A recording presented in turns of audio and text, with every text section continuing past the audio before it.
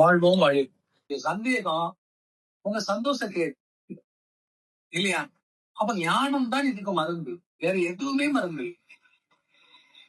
எதுவுமே மருந்து இல்ல. ஞானம் மட்டும்தான். அவங்க கர்மா அவங்க பாக்குறாங்க. நம்ம வேலையை நம்ம நிம்மதியே தூங்குங்க. உங்களுக்கு தப்பு நடக்காது. உங்கள் நம்பிக்கையே உங்களுக்கு வேண்டியதை பெற்று தரும் ஆயுதம். நம்பிக்கை தான் ஆயுதம். கெட்டவனா கூட நீங்க திருந்தலாம். உங்க அன்பால, உங்க நம்பிக்கையால. எவ்வளவு பெரிய கெட்டவனா இருக்கட்டுமே, அவன் தப்பே பண்ணிட்டு வந்து நிக்கிறான். ஊர்ல உலகத்துல செய்யாததாங்க. நீங்க அப்படிலாம் பண்ண மாட்டீங்க. அப்படிலாம் உங்களால தப்பு நடக்காது, எனக்கு தெரியும். நடந்தா போச்சு, இனிமேல் நல்லா இருந்தீங்க. இப்படி சொல்லி பாருங்க. இது தாய் பிள்ளைகிட்ட செய்வா. அதனாலதான் தாய் பாசம் பெருசுன்னு சொல்றான். ஆனா பொண்டாட்டி செய்வாங்க. இது ஒண்ணு போதும், வாழ்க்கை பூரா ஓட்டுவா. என்ன ஆயிரும்? கைவசு பிரிவு போ. ஆனா அம்மா என்ன பண்ணுவா? பையன் தப்பு பண்ணிட்டு வந்தா கூட, அதுதான் நான் தப்பு பண்ணணும்னு சொல்ல வரல. கர்மால இருந்தீங்கன்னா அதுதான் நடக்குன்னா அதுதான் நடக்கும். அது மீறி நடக்கும். நல்ல ஞாபகத்துல கர்மால எது நடக்கணுமோ அது தப்பாகவும் தெரியலாம், வெளி உலகத்துக்கு தப்பா தெரியலாம். நீங்க பார்க்கும்போது ஐயோன்னு பதறுவீங்க. ஆனா ஒண்ணு இல்லை. ஒண்ணு இல்ல. இது ஒரு கதையே உண்டு. ஒருத்தனை வந்து அம்பு குத்தி ஒருத்தன் செத்து கிடந்தான். அரசன் வழியில வந்துச்சு. இவனை வந்து இவன் அம்பு விட்டு கொண்டுட்டான். அந்த வேடுவனை பிடிக்கிறாங்க. வேடுவன் தான் அம்பு விட்டுருக்காங்க. வேடுவன் சொல்றான், எனக்கு இவன் சம்மந்தமே கிடையாதுங்க. அவர் யாருன்னே தெரியாது. நான் ஒரு காக்காக்கு மேல அம்ப விட்டேன். அவர் மேல பட்டிருக்குது. என்ன விட்டுருங்க. மந்திரி விட மாட்டேங்கிறார். உன் அம்பு நீ விட்டுருக்க. நீ அவனைதான் புரிய வச்சு கொண்டிருக்க. காக்காய் காக்கான காக்காட்டுல போனோம். இவனே போய் குத்துருக்கு. இவனால ஒண்ணும் சொல்ல முடியல. செத்த உறவுகள் எல்லாம் நிக்கிறாங்க. உடக்கூடாத அவனை தண்டனை கொடுக்கணும்னு அரசு அப்படியே யோசிக்கிறார். ஆனா அந்த வேண்டுவன் சொல்லி அழந்த பார்த்தா இவனை கொல்லணும்னு அவன் அம்பு எரியவே இல்லை. ஆனா சொல்றான், ஞானத்துல இருந்தா யார் சொல்றதுலயும் முதல்ல என்ன பண்ணணும்? அவங்களுக்கு ஒரு முக்கியத்துவம் கொடுக்கணும். அவனை அலசி ஆயல் உங்க அறிவு இருக்கவன் அலசி பாக்குறான். அவனால முடிவு பண்ண முடியல. அம்பு குத்தி இருக்குது. வேடுவனுடைய அம்புதான். இவன் செத்துட்டான். இது உண்மை. அவன் தான் அம்பு விட்டுருக்கான். அப்ப அவன் தானே பொறுப்பு. என்ன அப்ப அவனுக்கு தண்டனை கொடுத்துடலாமான்னு நினைச்சிட்டு அப்படியே அந்த அவருடைய அரச சபையை விட்டு வெளியில வந்து அந்த பிரபாகத்துல அப்படியே நடந்து வந்தார். வரும்போது பார்த்தா அந்த இது கதை ஏற்கனவே பாண்டியன் கதைன்னு சொல்லி அந்த மண்டபத்துல ஒரு மூலையில இருட்டு மூலையில 2 பேர் நின்று பேசுறது சவுண்ட் கேட்கும். ஆவிகள். இவருக்கு அந்த பயிற்சி எல்லாம் உண்டு. அரசருக்கு ஞான பயிற்சி எல்லாம் உண்டு. அப்ப அந்த 2 ஆவி பேசுது. இவரு ஓரமா நீ கேட்கிறார். அப்ப அந்த ஆவி சொல், நேற்று நீ பண்ணது கரெக்ட். அவனை எப்படி கொல்றதுன்னு நீ கேட்ட. அவன் கொல்றதுக்கு வாய்ப்பு இல்லை. அப்பதான் நான் சொன்னேன், அண்ணா வேடுவன் அம்பு விடுறான் பாத்தியா, அவன் காக்காக்கு மேல விடுறான். நீ அந்த அம்பு அப்படி திருப்பி இவன் மேல விடு, செத்துருவாங்க. விழுந்துட்டு இல்லையா? இப்ப அவன் உயிரை நம்ம எடுத்தாச்சு. இப்ப அதே மாதிரி நாளைக்கு ஒண்ணு பண்ணணும். என்ன பண்ணணும்? ஒரு நாய் ஓடுது. அந்த நாய் என்ன பண்ணுது? வேற ஒரு பொருளுக்காக பறிக்கிறதுக்கு ஓடுது. நம்ம என்ன பண்ணா அந்த நாயை அப்படி திருப்பி விட்டு சைட்ல போனவங்க மேல கடிக்க வச்சு நாய் கடிச்சா. இப்படி இந்த ஆவி ரெண்டும் பேசு அரசருக்கு. அப்போ இதுக்குதான் இது யாரு? காலின் தூதர். கால தூதர்கள் என்ன பண்ணிருக்காங்க? அந்த அம்பை திசை திருத்திட்டான். அவன் விட்டது அங்கதான். அது எங்க போயிட்டது? இவனும். அப்ப இது காரணம் இவன் இல்ல. ஏன்னா கர்மாப்படி அவன் செத்துதான். அவனே செத்துதான் ஆவான். இவன் பண்ணனாலே செத்தான். அவன் சாகணும், அவ்வளவுதான். செத்துட்டான்.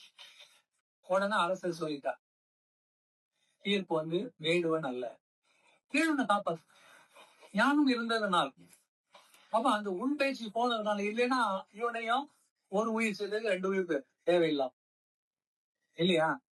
எனவே ஞான பயிற்சியில நம்ம உள்முகமாக போகும்போது வெளியில உள்ள தாக்கங்கள், எண்ணங்கள் இதெல்லாம் விட்டு கலக்கி விட்டு வந்துடணும்.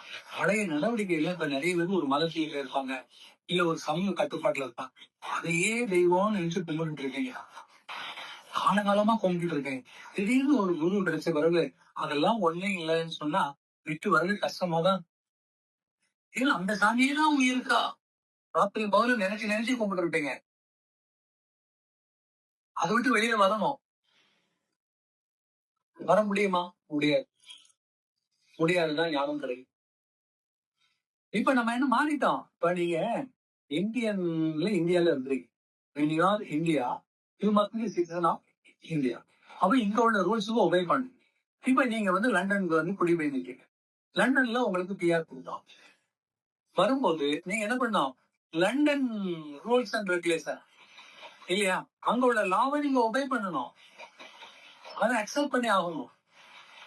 அங்க போய் இத இது பண்ணிட்டு இருக்க முடியாது. இந்தியாவில வந்து இந்தியாவில நான் இப்படி இருந்தேன் அப்படி இருந்தேன் அதெல்லாம் சொல்ல முடியாது. கொஞ்சம் யோசிச்சு பாருங்க. எங்க இருக்கிறீர்களோ அதே மாதிரி. அப்ப குரு கிடைச்ச பிறகு குருதான் உங்களுக்கு ஆளுநர். அப்ப அவரை நம்பிட்டீங்கன்னு சொன்னா அவருடைய வாக்குகளை அவருடைய எண்ணங்கள் எல்லாம் அவன் ஏற்றுக்கொண்டு பயணி. அதான் சொல்றேன், தாயின் தந்தையை விட குரு மேல். எத்தனை தாய்க்கு? 108 தாய்க்கு மேல், 216 தந்தைக்கு மேல் குரு. இதோட வேற என்ன இருக்குது? குருதான் வேண்டவர். ஏன்னா குரு இறைஸ்தானத்தில் இருந்து உங்களை ஆளுமை செய்கிறார்.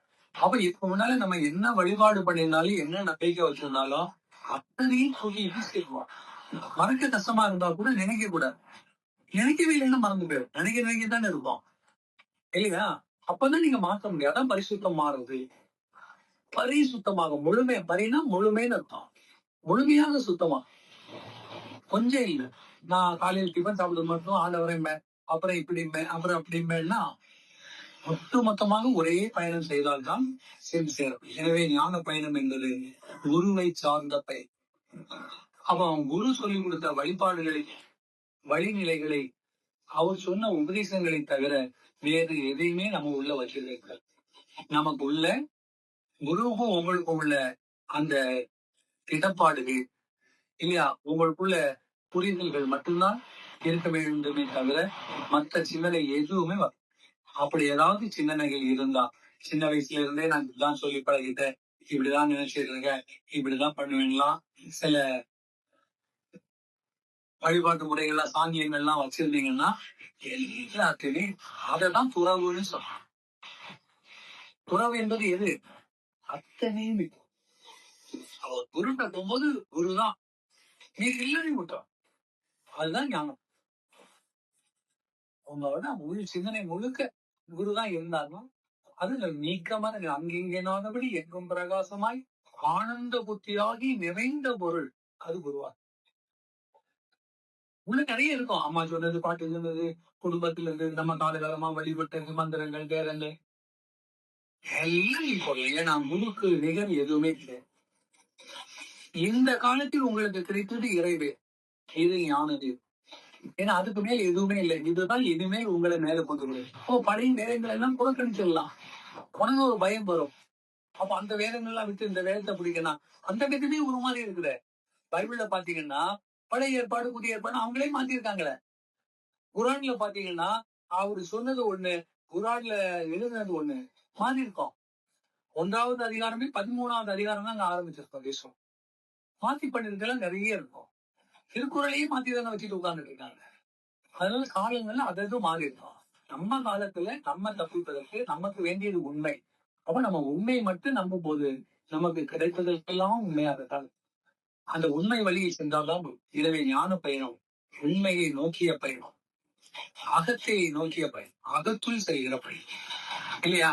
அந்த பயணம் தான் உண்மை வழியில் நம்மளை சேர்க்கும் என்று சொல்லி, இதுவரை நீங்க கற்றது, கேட்டது, நம்பினது, படிச்சது எல்லாத்தையும் தூக்கி வெளியில போட்டுட்டு எப்படி இருக்கணும்?